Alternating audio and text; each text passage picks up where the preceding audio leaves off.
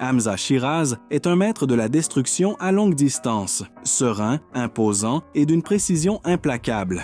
Il mesure 1,91 m, une véritable anomalie dans sa catégorie. Son jab est comme une lance, son uppercut une sentence, et sa présence sur le ring est électrique. En Grande-Bretagne, on l'appelle le nouveau Thomas Hearns, non pas pour son apparence, mais pour son style, sa domination et la peur qu'il inspire à ses adversaires. Mais qui est vraiment Hamza Sheeraz et pourquoi le monde de la boxe au-delà du Royaume-Uni commence-t-il à lui prêter attention? Jetons un coup d'œil de plus près, avec un calme et une prestance impressionnante. Chacun de ces mouvements est une chorégraphie de destruction à distance, exécutée avec une précision impitoyable. Sa taille, 1,90 m, est une anomalie dans sa catégorie, un géant parmi les mortels de sa division. Son jab, une lance qui transperce toute défense, son uppercut, une sentence de KO. En Grande-Bretagne, on le surnomme déjà le nouveau Tommy Hearns, pas pour une ressemblance physique, mais pour son style, sa domination totale sur le ring, la peur pure qu'il impose à chaque adversaire. Mais qui est vraiment Hamza Sheeraz? Et surtout, pourquoi le monde de la boxe au-delà des frontières britanniques commence-t-il à tourner les yeux vers lui? Il est temps de révéler l'histoire de Hamza Sheeraz. Il est temps que le monde découvre le prochain grand champion. En 1999, dans une banlieue paisible de Londres, naît Hamza Sheeraz. Loin des projecteurs et du rugissement de la foule, ses racines sportives étaient eau profonde. Son père, joueur de cricket. Son grand-père, boxeur. Et son oncle, une légende locale du pugilat. C'est justement son oncle qui, alors qu'il n'avait que 8 ans, l'emmena pour la première fois dans une salle de boxe. Dès cet instant, tout prit sens.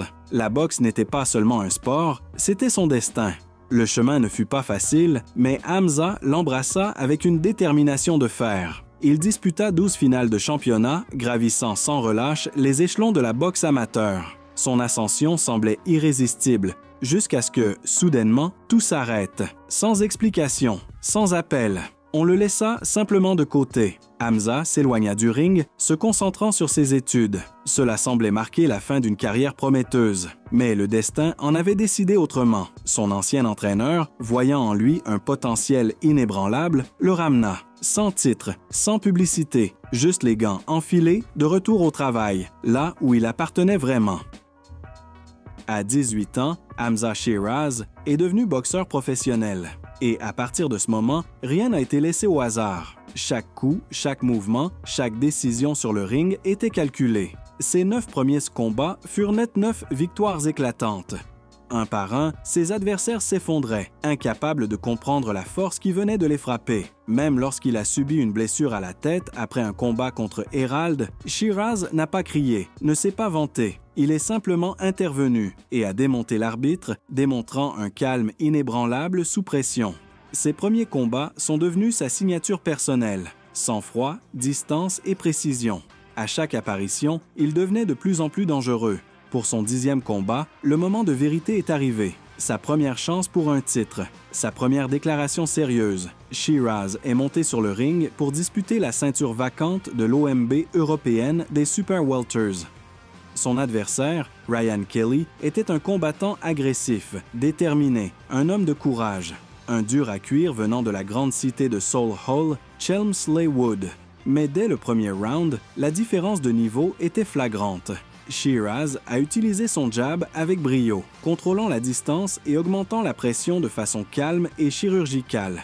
Kelly a tenté de réagir, d'augmenter le rythme, mais il ne combattait plus. Il survivait. Les coups au corps étaient impitoyables. Puis est arrivée la 6e reprise. Un coup parfait et Kelly est tombé. Il s'est relevé seulement pour être à nouveau acculé. Une rafale finale et l'arbitre est intervenu. C'était un chaos technique. Un nouveau champion était né. Dès cette nuit-là, Sheeraz a cessé d'être une simple promesse. Il portait désormais un nom, une ceinture et une mission claire, devenir champion du monde. Après sa victoire sur Kelly, Sheeraz est vite remonté sur le ring. Paul Keane, un boxeur technique avec de bons déplacements et un menton solide, l'attendait. Mais dès les premiers échanges, il était clair que Sheeraz jouait dans une autre ligue. Il a envoyé Keane au tapis avec un direct du droit propre au premier round. Keane s'est relevé et a continué, mais Shiraz ne s'est pas précipité. Il a boxé méthodiquement, coup après coup, dominant chaque round. Le coin de Keane en avait vu assez. Le combat s'est terminé après le 6e round. Une autre victoire. Techniquement parfaite, mais Shiraz avait appris quelque chose de plus profond. Si tu peux finir, alors finis. Son 12e combat, sa 2e défense de titre, l'a vu revenir en sous-carte de Dubois contre Joyce. En face, l'Argentin Guido Nicola, un combattant dur et obstiné.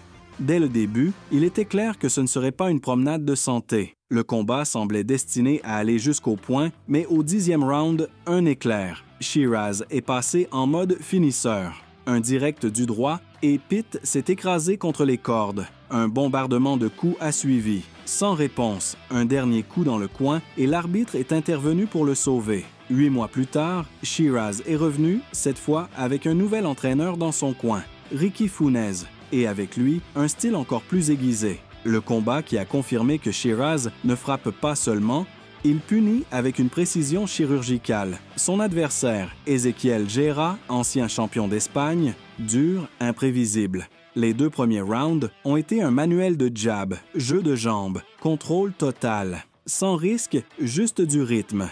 Mais au 5e round, tout a changé. 3 coups écrasants au corps, l'un après l'autre. Goura est tombé à genoux. Il s'est relevé, mais n'aurait pas dû. Shiraz s'est jeté sur lui et l'a de nouveau envoyé au sol. L'arbitre a arrêté le combat. L'épreuve suivante, Bradley Skeete, un vétéran, ancien champion britannique, habile, rusé, expérimenté. Dès le départ, Skeete a montré qu'il n'allait pas se laisser faire. Puis, au 8e round, un coup net. Skeete est tombé à genoux. Shiraz a saisi l'occasion, l'a suivi et l'a frappé alors qu'il était encore au sol.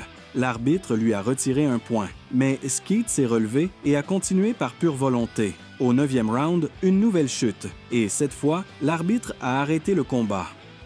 Cette nuit-là, Shiraz a franchi une étape importante. Après tout le drame avec Skeete, un nouveau chapitre s'est ouvert. Hamza est monté en poids moyen. Pas de combat d'échauffement, pas d'entrée en douceur. Directement pour un choc pour le titre argent international du WBC. Même la cloche n'a pas pu le sauver. Jez Smith a goûté à la foudre de Shiraz. Son adversaire, Jez Smith, résistant, endurant. Dès le premier round, Smith a tenté d'augmenter le rythme et a reçu un crochet du gauche propre. Il est tombé, a battu le compte, mais la foule le sentait déjà. La fin était proche. Au 2e round, en seulement 38 secondes, Shiraz a trouvé l'angle et a frappé à nouveau. Smith s'est effondré en arrière, les jambes coupées. Il a tenté de se relever, mais c'était trop tard. KO. Premier combat chez les poids moyens et déjà une déclaration de puissance. Le rude combat contre Emmanuel Torres, première chute de Shiraz, et sa remontée. 2e combat chez les poids moyens. Un autre titre en jeu, son adversaire le plus dur à ce jour, Emmanuel Torres. Courageux, agressif, intrépide. Shiraz a commencé à travailler au jab, a trouvé son rythme, puis a trouvé le coup au 2e round. Torres a vacillé et tout le monde pensait que c'était fini, mais il est resté debout. Puis, au 3e round, le KO. Un coup précoce et Torres est tombé. Mais pour la première fois de sa carrière, Shiraz aussi est tombé. Il s'est relevé, calme, concentré, prêt. Quelques secondes plus tard, Shiraz est reparti à l'assaut. Torres a volé jusqu'au coin. 2e chute. Au 4e round, Shiraz a repris le contrôle. Froid, calculateur, préparant la fin. 5e round. La décision était prise. Un direct du droit net a secoué Torres. Un autre et il s'est effondré. Il a battu le compte, mais l'arbitre a lu dans ses yeux et a arrêté le combat. La ceinture argent du WBC était pour Shiraz. Mais surtout, il avait prouvé qu'il pouvait surmonter l'adversité. 4 mois plus tard, un nouveau défi. 2 ceintures en jeu. Wilson Bent, un jeune espoir local, ambitieux, mais face à lui, il a trouvé un prédateur en pleine forme. Dès la première cloche, la pression frappait comme une lance. Sa main droite, un marteau. Wilson reculait, sans réponse. 2e round, unilatéral. Shiraz le lisait comme un livre ouvert. Chaque coup avait un but, chaque mouvement était sous contrôle. Et puis la fin, un direct du droit l'a envoyé dans le coin, un crochet gauche qui tourne vers la droite. Wilson s'est penché et s'est effondré. Cette fois, il ne s'est pas relevé. 2 ceintures, une déclaration, son 10e KO consécutif. peut-être le plus brutal à ce jour. Mitrofanov ne l'a pas vu venir. Shiraz l'a éteint avant même qu'il ne respire. Ce fut comme mon premier combat en territoire ennemi, a dit Shiraz. C'était censé être une épreuve. Mitrofanov, olympien, invaincu, compact, agressif. Mais cela s'est terminé en 3 minutes et 35 secondes. Le jab a touché à 40 secondes. Un virage soudain vers la gauche. Premier knockdown. Il s'est relevé, mais il n'y était plus. Pas de temps, pas de rythme. Shiraz est parti à la chasse. Un autre coup précis, deuxième chute, et Shiraz était complètement dominant. Mitrofanov s'est encore relevé, pour mieux tomber une troisième fois quelques secondes plus tard. En réalité, ce n'était qu'un direct du gauche, un coup sec et précis. La deuxième reprise a commencé et à 35 secondes, c'était fini. Une déclaration de victoire à l'étranger. Pas seulement une victoire, une domination. Liam n'a pas survécu à la punition. Shiraz a montré pourquoi le ring lui appartient. Liam Williams, dur, expérimenté, forgé dans les batailles, connu pour ses guerres sur le ring. Mais ce ne fut pas une guerre. Cela a duré 2 minutes et 36 secondes. Le premier coup, Williams est à terre. Il se relève, mais il est groggy. Shiraz attend, puis explose. Un uppercut tranchant. Deuxième chute. Williams se relève encore, mais ses jambes sont fatiguées. Shiraz envoie un court crochet du gauche et Williams recule dans le coin. Et là, tout s'arrête. La serviette entre dans le ring. C'est le chaos absolu et tout se termine avec 23 secondes restantes. Shiraz lui-même a déclaré que c'était sa meilleure performance de sa carrière. Définitivement, définitivement. Ce n'était pas une simple défense, c'était une épreuve de volonté et de maturité. Shiraz a montré qu'il appartenait vraiment à l'élite. Face à lui, Austin Amo Williams, invaincu, physiquement imposant, imprévisible. Tout était en jeu. La ceinture argent du WBC et l'opportunité de disputer le titre mondial de l'OMB. Perdre ici et tout s'effondrait. Au deuxième round, le danger. Williams a connecté un puissant direct du droit. Shiraz a trébuché. Pendant un moment, il a perdu l'équilibre. Il était blessé, mais il a survécu à la tempête et s'est réinitialisé. Troisième round. Il est revenu plus froid, plus fermé, plus agressif. Quand Williams s'est lancé, il a été puni. Quand il a hésité, les coups au corps ont trouvé leur place. Le rythme a changé. Rounds 4, 5, 6. Shiraz a pris le contrôle. Williams a commencé à reculer. Rounds 7 et 8.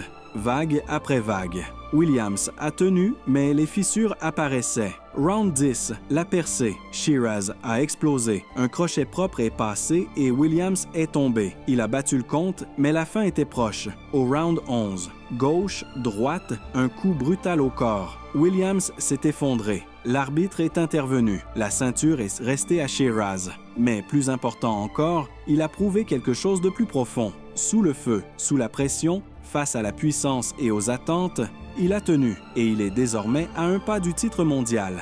Le combat contre Tyler Denny, le KO rapide. Événement principal à Wembley. 3 ceintures en jeu. Tyler Denny, favori du public, adoré pour son courage et son parcours depuis tout en bas. Mais ce soir-là, il est tombé sur une tempête. Moins de 20 secondes, Denny est au sol. Il se relève, mais Shiraz reste sur lui. Le round devient une mission de survie. Denny s'accroche, bouge, s'agrippe, mais chaque échappée entraîne un nouveau châtiment. Deuxième round. Denny tente de contre-attaquer, mais il encaisse un autre direct du droit, puis un gauche, puis un second knockdown. Il bat le compte, prêt à continuer. Mais l'arbitre en avait vu assez. Shiraz passe à 20 et 1-0, avec 15 KO consécutifs. Désormais, champion d'Europe, champion du Commonwealth, et toujours le numéro 1 pour le titre mondial. C'était censé être le moment, celui où Shiraz prenait tout. Un palmarès parfait, une carrière sans tache, un titre mondial, une scène globale. Et en face, Carlos Adames, l'un des champions les plus redoutables de la division. Dès le début, il était clair que ce serait compliqué. Adam a mis la pression, l'a fait bouger, l'a bousculé. Shiraz a répondu avec des coups, du jeu de jambes et du rythme, mais de plus en plus, Adams avait le contrôle. Rounds 2 et 3. Ironiquement, c'est là que le favori a vacillé. Adams a frappé fort, mais Shiraz est resté debout. Au 4e round, il a repris un peu le contrôle, mais jamais totalement. Le combat était très serré. Un round ici, un round là, puis un autre round. Shiraz a répondu avec des coups, du jeu de jambes et du rythme, mais de plus en plus, Adams avait le contrôle. Rounds 3 et 4. Ironiquement, c'est là que le favori a vacillé. Adams a frappé fort, mais Shiraz est resté debout. Au 4e round, il a repris un peu le contrôle, mais jamais totalement. Le combat était très serré. Un round ici, un round là, Chaque coup était un risque, chaque erreur, un désastre possible. Ils ont échangé encore et encore. Aucun des deux hommes n'a cédé le moindre centimètre. Round 10, peut-être le plus dur de la vie de Shiraz. Des coups brutaux au corps. La fatigue, mais il n'a pas craqué. Il a tenu toute la distance. Quand la cloche finale a sonné, personne ne savait qui avait gagné. Décision partagée, match nul. Et le silence. C'était le moment, et il leur a échappé. Pas d'interview, pas de déclaration d'après-combat, seulement le silence. Plus tard, il a simplement admis « Si je n'apprends pas de ça, c'est fini pour moi ». Il a rompu avec Ricky Funes. Changé d'entraîneur, changé de camp, changé de catégorie. Les poids moyens étaient derrière lui. Désormais, il est en super moyen. Prochaine étape, New York, un nouveau champ de bataille. Son prochain défi, Edgar Berlanga. Berlanga n'est pas un champion, mais il est un héros de quartier. 16 KO au premier round pour démarrer sa carrière. L'euphorie s'est calmée, mais le nom est au resté. Et aux États-Unis, le nom signifie pouvoir. Shiraz traverse l'océan, non pas pour des vacances, mais pour une guerre dans un ring. Pour la première fois, il combat en territoire ennemi, face à un homme adoré du public. Et cette fois, il ne peut pas se permettre un autre nul. Shiraz a déclaré « Si je bats Berlanga, je ne serai plus un simple prétendant. Je serai un problème pour toute la division. » La machine est lancée, l'ascension est imparable. Tu vas rester à l'écart de cette histoire? Ne fais pas ça. On ne parle pas juste d'un boxeur ici. On parle de la renaissance d'une force incontrôlable. Hamza Shiraz ne combat pas pour la reconnaissance. Il combat pour un héritage. Et cet héritage est sur le point de s'écrire avec du sang, de la sueur et des chaos qui vont faire trembler les fondations de la boxe mondiale. Abonne-toi, active la cloche pour ne rater aucun round. Like si tu ressens la puissance de cette histoire vibrante. Partage cette vidéo. Ce n'est pas la fin, c'est le premier chapitre de la légende Shiraz.